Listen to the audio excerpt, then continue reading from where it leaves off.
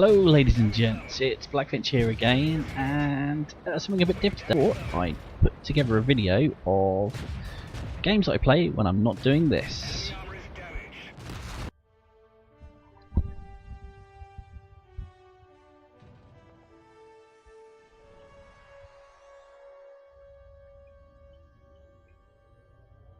After I left Starfleet, I made it my life's work to reunite the Romulans with their Vulcan brothers.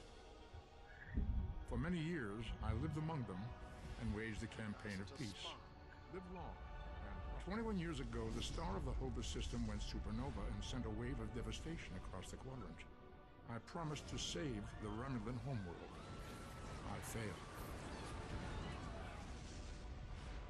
The planets Romulus and Remus were destroyed. Countless billions were killed. My home, my friends, my life, all are memories. Time does not stop for one man, and neither does history. The chaos in Romulan space gave the Klingon Empire an opportunity to expand its territory. Jimpak, the Chancellor of the High Council, traded diplomacy for the tip of a blade. Only in battle, Jimpak says, is a Klingon truly Klingon. The Federation did its utmost to preserve its alliance with the Klingons, but war was inevitable.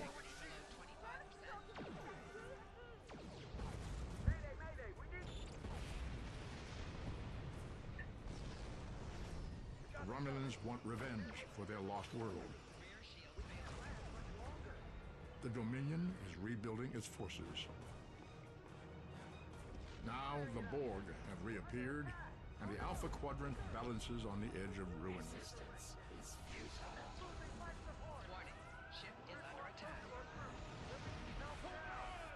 The fate of the galaxy rests in your hands.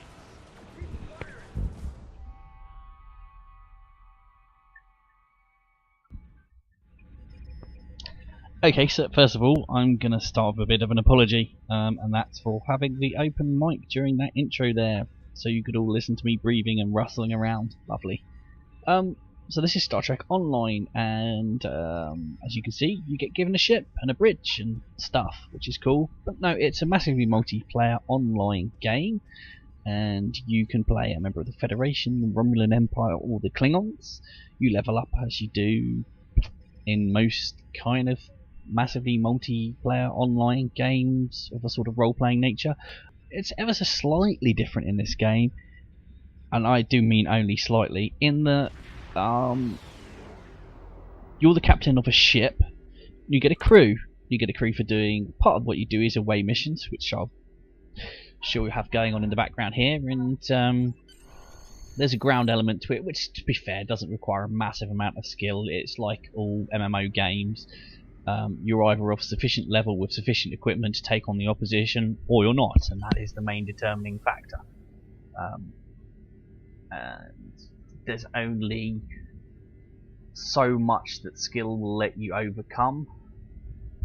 Generally, it's kind of preordained that you'll complete things. Every now and then you make a blunder and mistake and have to go back and do things. But what's quite nice in this is that you get to build up a crew for your ship, and you'll go around and you pick people up along the way, or you can hire new crew members and you get an away team. So there's my away team, and in the kind of the tradition of Star Trek, I tried to get I've got a Hispanic captain, an alien, someone Asian, someone Caucasian and blonde. I've basically tried to represent a number of races, as you will find on any good Star Trek ship, like Political Correctness Voyager, for example, with its woman captain and its Native American first officer and Black Vulcan, and yeah, they all got hired because of their acting ability, not because of social profiling. I totally believe it. Anyway, but you know, I thought I would embrace that, and it's all loading up here. But so I got my bridge crew, and I think they're cool, and it's quite good fun, and you can give everybody costumes and dress them up and make them look pretty. And you can spend real money to buy like the classic series uniforms and things like that, if that's what floats your boat. Visuals are actually very, very important in MMOs to a lot of people. And yeah, if you're looking at massively multiplier online evolution, you're getting more cosmetic outfits on games where you can, or more option to change the colour, so all your bits of random clothing match, unlike those early World of Warcraft days, or Evercac, or Ultima Online, or you know, all these highly addictive games that swallow people's souls. But this, when I played it, or when I was playing it, I reinstalled it the other day and I played a few hours more than anything to put this video together. But when I played it, there was 40 levels, and it didn't take very long to get to the end of them. And my biggest bugbear with the game was that you leveled up really very quickly, and it wasn't a massive challenge, and you were already in the end game after a short period of time, and the end game was kind of repetitive. When I played for 6 months, it was enjoyable. 6 months might not even been that, might have been like 3 or 4, and then I kind of stopped. But they've added 10 more levels now. I came back when the Romulans were playable and created one. Originally, you had to get a Federation person to the top level, and then you could get a Klingon who was at a intermediate level that didn't start from scratch. But they've put in the Klingon starting from scratch, and that's all good. It's free to play, but obviously subscribing gets you more experience and gives you more slots and does things like that. There's group organisations in the form of fleets. This was a really, really simple ground mission that I'm showing here. I just had to wander around and toggle these things. Some of them are quite complex, and there are some very good and enjoyable story arcs. What I would say is that if you're not a fan of the Star Trek franchise and haven't followed it, then you might find the stories less enjoyable. You know, there's lots of cross-referencing. In one of the stories, you get to go back to the classic Enterprise era and meet the classic Enterprise. And if you don't give a monkeys about Star Trek, that's not going to be quite such a cool thing as it is. The other element to the game, which I'm showing now, is space combat, and space combat is very pretty. This isn't a graphically stunning game.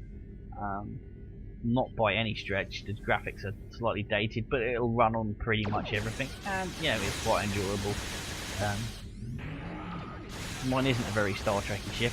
It fires little cannons that have a rapid rate of fire rather than phasers, but you can have the classic Enterprise style ship if you want. In fact, pretty much every version of the Enterprise is in the game, and you can unlock or get all of them from the most recent series Enterprise, which is the one set furthest back in time to the classic Star Trek, to the Next Generation, to the various Enterprises that have appeared in the films.